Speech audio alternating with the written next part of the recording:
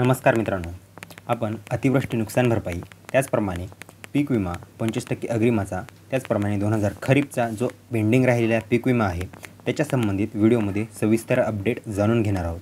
यामध्ये अनेक जिल्ह्यांचा समावेश होणार आहे. त्यामध्ये हिंगोली आहे, परभणी आहे, नांदेड आहे. मराठवाड्यातले एकंदरीत पाहायला गेलं तर सर्वच जिल्हे व पुणे विभाग, कोल्हापूर विभाग व विदर्भातील यवतमाळ या जिल्ह्यांकरिता अपडेट असणार आहे. तर तुम्ही व्हिडिओला अतिशय काळजीपूर्वक बघा. त्याचप्रमाणे आता बरेच जण असे म्हणतात की आम्हाला मराठवाड्यासंबंधित आम्हाला अपडेट मिळतच असते, पण बाकी विभागाचं काय, म्हणजेच पुणे विभाग असेल, सोलापूर असेल, कोल्हापूर असेल, ह्यांच्या संबंधित तुम्ही अपडेट देत नाहीत. काही जण इथपर्यंत देखील म्हणले की मराठवाड्यातले सगळे जे काही आमदार खासदार तिथलेच आहेत, म्हणून तिथेच निधी प्राप्त होतो. आमच्या जिल्ह्यांचं काय, आमच्या जिल्ह्याला कुठं नेऊन ठेवलं आहे, ह्याच्या संबंधित आम्हाला पाहिजे ती अपडेट लवकरात लवकर प्रोव्हाइड करा व याच्यावरती व्हिडिओ बनवा. तर ह्याच्याचकरिता हा सविस्तरपणे व्हिडिओ असणार आहे. यामध्ये मी सांगितले तेवढे जिल्हे देखील कवर होतील. तर त्या जिल्ह्याची एकाएकाने गावानुसार आपण अपडेट जाणून घेऊ, महसूल मंडळानुसार अपडेट जाणून घेऊ. त्यापूर्वी जर चॅनलला नवीन असाल तर माझं नाव आहे सम्राट आणि स्वागत आहे तुमचं शेतकरी सम्राट या यूट्यूब चॅनलमध्ये. चॅनलला लाईक, सबस्क्राईब व शेअर केलं नसेल तेही करून घ्या, कारण कृषी संबंधित, पीक विम्यासंबंधित व शेतकऱ्यांच्या नवनवीन योजनेसंबंधित जी काही सर्वात लवकर अपडेट येते ती आम्ही तुमच्यापर्यंत पोहोचवण्याचा प्रयत्न करतो. तर चला वेळ वाया न घालवता आपण व्हिडिओला सुरुवात करूया.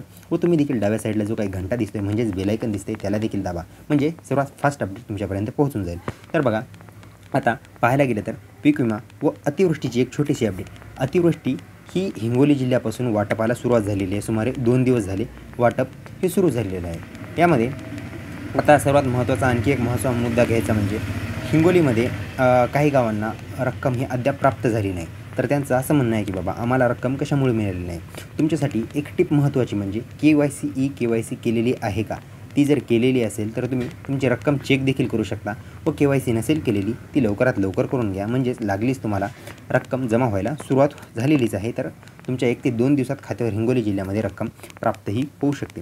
त्याचप्रमाणे काही शेतकऱ्यांचं असं देखील म्हणणं आहे की आमचं आधार कार्ड इथे संलग्न नाही आहे, बँकेचा प्रॉब्लेम आहे, कशाचा प्रॉब्लेम आहे, तो लवकरात लवकर सॉल्व करून घ्या व KYC करून घ्या, म्हणजे तुमच्या खात्यावर तुमची जी काही 100% रक्कम आहे, 19,000 असेल, 20, 22, 25 जी काही असेल ती तुमच्या खात्यावर जमा होऊन जाईल. तर ही होती हिंगोलीकरांसाठी अपडेट. त्यानंतर परभणीतले आता बरेचसे त्या दिवशी पूर्णा तालुक्यातल्या काही शेतकऱ्यांनी कमेंट केली. त्याचप्रमाणे परभणी गंगाखेड, पालम या शेतकऱ्यांच्या मार्फत आपल्यापर्यंत कमेंट पोहोचवण्यात आल्या. तर ह्या कमेंटचं प्रश्नाचं उत्तर म्हणजे हिंगोली जिल्ह्याला वाटप झाली, लागलीच परभणी जिल्ह्याला देखील वाटप होणार आहे. आणि तुमच्यासाठी सर्वात महत्त्वाचा मुद्दा म्हणजे तुम्ही देखील, तुम्हाला वेगळं सांगायची गरज नाही, KYC KYC केलेलं नसेल लवकरात लवकर करून घ्या. कुणाकोणाचे फिंगर येत नाहीत, आधार कार्ड अपडेट करा, नंतर आधार केंद्रावर जा व बाकीच्या काही गोष्टी राहिल्यात त्या तुम्ही लगेचच्या लगेच करून टाका, म्हणजे कुठल्याही प्रकारचा तुम्हाला अडथळा येणार नाही. आता बघा, ही होती नुकसान भरपाई संदर्भात अपडेट. आता ह्यामध्ये आणखी शेतकरी हे म्हणत आहे की बाबा आता बाकी जिल्ह्यांची ॲज कम्पेअर टू हे मराठवाडा, आम्हाला पुणे व बाकी जिल्ह्यांची अपडेट द्या. तर चला, आता पुणे जिल्ह्यातील जे काही आपण तालुके येतात त्या तालुक्यानुसार जी स्वतः क्लेम केलेल्या शेतकऱ्यांची अपडेट आहे ती जाणून घेऊया व तुमच्या खात्यावर पीक विमा कधीपर्यंत जमा होऊ शकतो. बघा, ते जाणून घेण्या अगोदर एक गोष्ट लक्षात घ्या की काल म्हणजे 2 दिवसात जवळपास 53 लाखाचा निधी हा पुणे जिल्ह्यासाठी मंजूर सध्या आलेला आहे, म्हणजे लवकरात लवकर एवढ्या रक्कमा खात्यावर जमा होण्याचे निर्देश आलेले आहेत. आता पुण्यामध्ये आता बघा, आपण एकेका ह्याच्यामधून जाणून घेऊया. यामध्ये इंदापूर तालुका आहे, त्यानंतर खेड तालुका आहे, जुन्नर तालुका आहे, त्यानंतर दौंड तालुका आहे, पुरंदर तालुका आहे, बारामती तालुका आहे, भोर तालुका आहे, मावळ, मुळशी, वेल्हे, शिरूर व हवेली. एकंदरीत 14 उपवर्ग आहेत. हे 14 तालुक्यांपैकी आता रक्कम आता एकेकानुसार आता आपण जाणून घेऊया. सर्वात महत्त्वाचं आपण जे मेन हे लँडच्या हिसाबाने मेन जेवढे जास्ती क्षेत्राचे जिल्हे आहेत, तालुके आहेत, त्यांची अपडेट आता सर्वप्रथम जाणून घेऊया. आता ह्यामध्ये आता आपण सुरुवात इंदापूरपासून करूया. आता इंदापूरमध्ये पाहायला गेलं तर गावाची संख्या खूपच जास्त 140च्या आसपास आहे. तर 140च्या आसपास सर्व गावं कवर होतील याचा मी प्रयत्न करतो. नाही झाले तर पुढचा व्हिडिओ बघा, त्या व्हिडिओमध्ये उर्वरित तालुके, उर्वरित महसूल मंडळाची गावाची जी काही यादी आहे ती तुम्हाला पुढच्या व्हिडिओमध्ये देखील मिळून जाईल.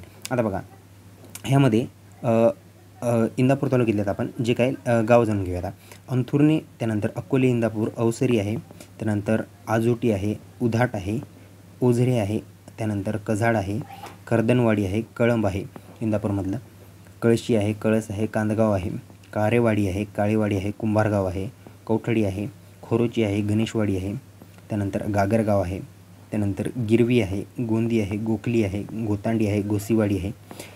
गिरवी ही पुण्यातील सातारा तालुक्यामध्ये देखील एक साताऱ्याच्या बाउंड्रीवर देखील एक गाव आहे, ते देखील यामध्ये समाविष्ट आहे. त्याची तशी दक्षता घ्या जर तुम्ही तिथले कोणी व्ह्यूअर असाल तर चंदगाव आहे, त्यानंतर जांब आहे, इंदापूर, जाकवस्ती आहे, झगडेवाडी आहे, त्यानंतर डिकसळ आहे, तरंगवाडी आहे, त्यानंतर थोरातवाडी आहे, त्यानंतर निमसाकर आहे, निरगुडे आहे, निरसावंगी आहे, निर्मी गाव आहे, त्यानंतर परीटवाडी आहे, पवारवाडी आहे, पांढरवाडी आहे, पिंपरी खुर्द आहे आणि पिंपरी बुजुर्ग हे दोन्ही गाव आहेत. त्यानंतर पिंपळे इंदापूर हे देखील आहे.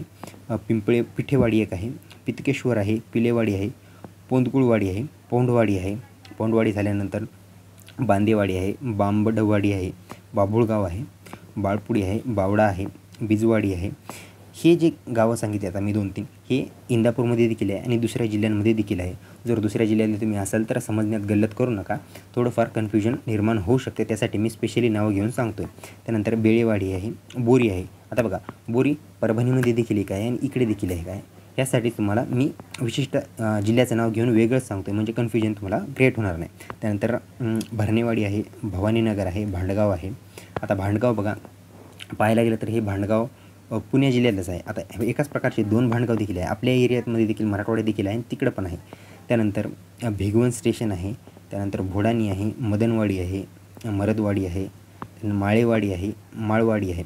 दोन्ही देखील सेम नाव असले तरी गाव वेगळे आहेत. राजवाडी आहे, त्यानंतर लसुर्णी आहे, लाकडी आहे, लाखेवाडी आहे, लोणी आहे इंदापूरमधलं. लोणी इंदापूरमध्ये देखील येतं आणि पुण्यामध्ये देखील एक लोणी आहे.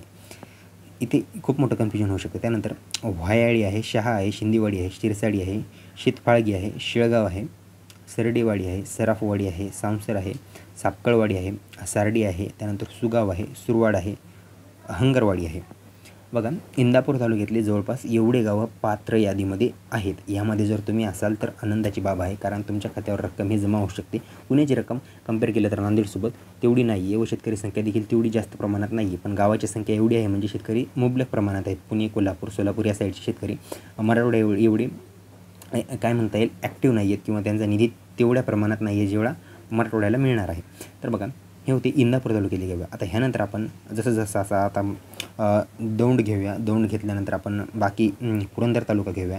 एक करून तालुक्यांची आता नावं जाणून घेऊया. जशी नावे येतील तशी गावांची देखील हे येणार आहेत. तर हे आपण आता कव्हर करण्याचा प्रयत्न करत आहोत. तर उर्वरित जी काही जिल्ह्यांची आता दौंड आहे, जुन्नर आहे, खेड तालुका आहे, इंदापूर तर झालेला आहे, आंबेगाव व शिरूर यांची अपडेट आपण पुढच्या व्हिडिओमध्ये जाणून घेऊया. तर व्हिडिओ आवडला असेल, माहिती महत्त्वाची वाटली असेल, चॅनलला काय बघताय मग लाईक करा, सबस्क्राईब करा, शेअर करा. अशीच महत्त्वाची माहिती घेऊन भेटूया पुढच्या व्हिडिओमध्ये. तोपर्यंत धन्यवाद.